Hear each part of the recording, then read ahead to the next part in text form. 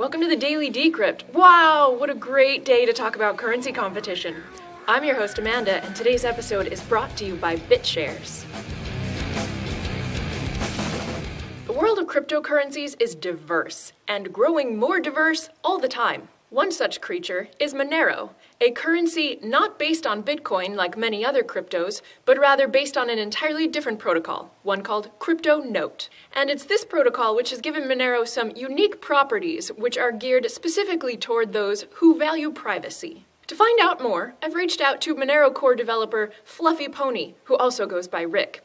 First, I wanted to know, who's behind the currency? Monero has a core team.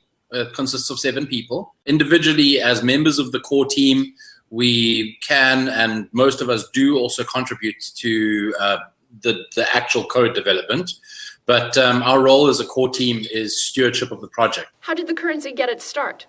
Rick told me that in May of 2014, a user in the Bitcoin Talk forums with the name of Thankful for Today released the codebase of Monero and started to gain a following. Within just a month, however, this Satoshi of Monero and his followers began developing different visions of where the currency should go. He ended up taking a decision, or putting a decision to vote for the community, and the community voted for a particular path.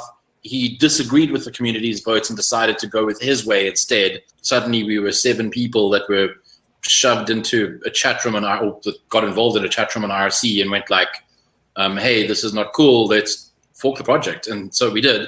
And everyone kind of, gathered together behind us and said, you go, guys. So what is Monero good for? Why does it attract those interested in privacy? So Monero does a couple of things in terms of offering and improving financial privacy. The first is that transactions are unlinkable, and the second is that transactions are untraceable. So that means all your outgoing transactions are safe in terms of anyone being able to look at the blockchain and figure out where they went.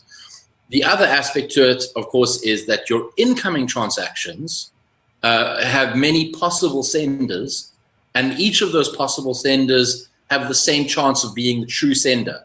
It's one thing for Rick to tell you, but it's another thing for me to show you. Let's examine what is and isn't publicly visible about any Monero transaction on one of its block explorers. Here's a Monero web wallet which I own.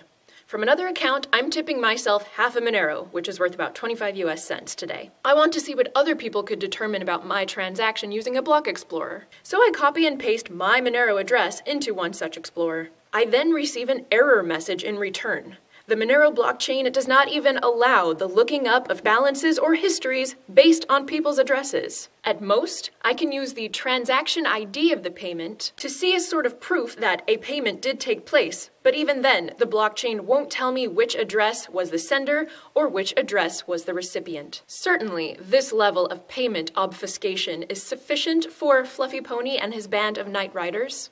Apparently not. And what we're doing now is we're adding 2 things to further Monero's privacy. We have a scheme called Ring Confidential Transactions. It's based on Greg Maxwell's confidential transactions work in Bitcoin.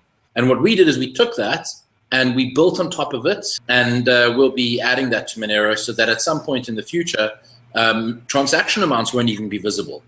And there's more. And then the last thing we're doing is disconnecting the IP address that first broadcast a transaction from that actual transaction.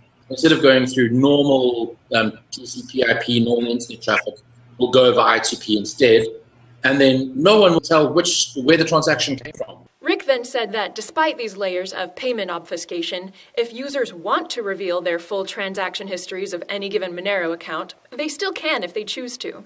So Monero has something called the view key. And basically, this allows you to reveal all the transactions that have ever occurred on your account and ever will occur. So how are Fluffy Pony and his team of 6 paid? So we're not paid. Monero is an open source project, which, obviously it has its own challenges. We would love for somebody to come and say, oh, hey, here's $10 million, go wild. But the reality is, open source projects that have any sort of commercial backing like that, especially when it comes to something that, like Monero or like Bitcoin, that it can be viewed as a little bit subversive. The minute there's commercial backing, it also means there's leverage that an attacker can use. But certainly the labors of Monero developers don't come free. What we've done is we've created a little funding system on the Monero forum where people can pitch ideas.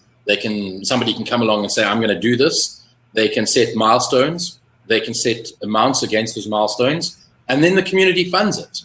Monero's most recent intra-community fundraiser garnered about 18,000 Monero, the equivalent of about $9,000, to complete its first graphical user interface wallet, or GUI. Until that software is released, however, those interested in trying Monero can do so from its command line wallet, or a much easier option, from the web wallet at mymonero.com. Today's episode is brought to you by BitShares, a delegated proof-of-stake currency which offers a fiat on-ramp to its ecosystem through the exchange CCEDK. BitShares also seeks to attract developers by offering dividends on features created for the currency via its feature-backed asset tokens. You can learn more about the currency's governance, features, and incentives by visiting bitshares.org. I hope you had a great old time today, and I'd like to use a metric to try to measure that. YouTube has just released a new feature allowing me to conduct a poll with you, the audience.